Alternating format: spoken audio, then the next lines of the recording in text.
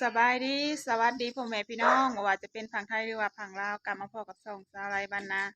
มื้อนี้สาวไรก็สิไปงานดองเนาะงานดองในบ้านแหละแต่ว่าเพิ่นบ่ได้จัดใหญ่เพิ่นจัดธรรมดาเนาะแต่งตัวไปดองกะว่าสาวไรน่ะก็ไปเฮ็ดกินแต่เช้าพุ่นเนาะหาก็มาอาบน้ำแล้วก็แต่งตัวไปใหม่ไปย่อข้าวซอยเพิ่นบัดนี้ค่ะไปเบิ่งกันเลยเนาะว่างานเป็นแบบใด อันนี้ก็สิเป็นแม่ครัวที่เพิ่นแต่งกิน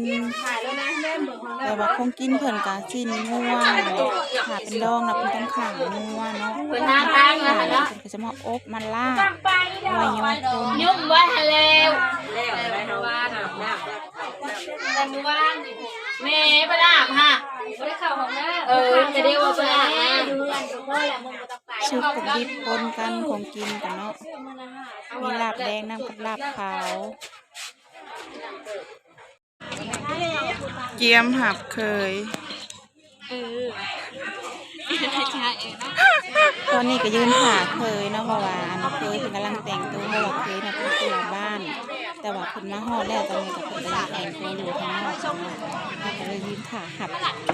ประตูอยู่หันออกรถสิดี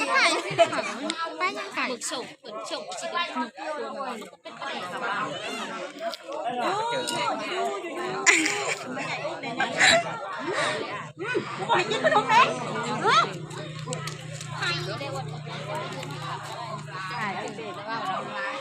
โอ้ยไปผ่านจ้องชื่อหรือว่าดอก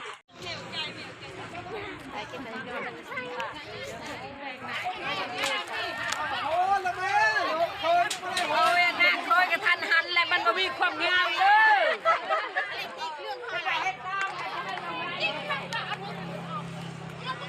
ด่วน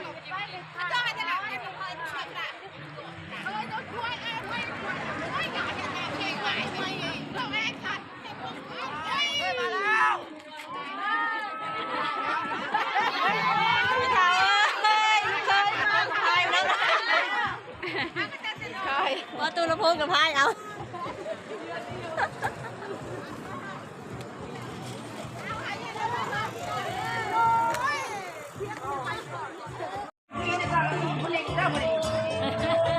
หินผลิตสวัสดิ์จะไปเคยนะ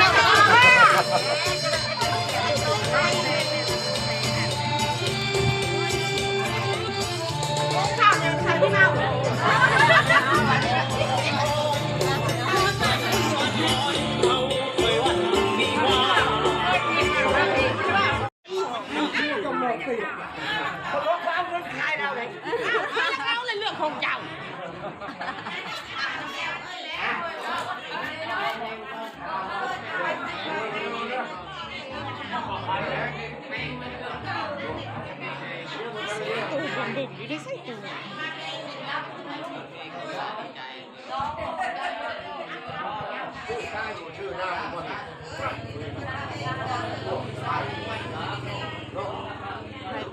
แต่งหน้ามันงามเนาะ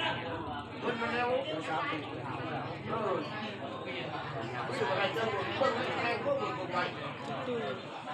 นขาดลายผม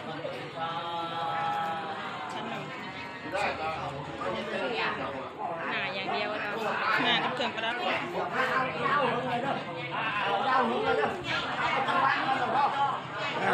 เข้าไปถ่ายมันลงเอาปืนไปถึงผู้มาพวกปืนเอาปืนไปเข้าสู่เข้าไปหมดเจ้าไปใส่รถเจ้าดูบ่รับเรื่องรับเรื่องมันง่ายเลยลงได้แดดใหญ่ลูกมุกเป็นลูกใหญ่ลูกใหญ่ลูกลงไปจ้องแจ้งห่างเลยเราในคนจ้องแจ้งห่างเราว่าเจ้ากับเขาโลกกันลูกเราจะโลกไปคนบริสุทธิ์อยู่แล้วจะได้เราจะโลกลูกอยู่กลางลูกจะมาคอมบ่ดูหน่อยก่อน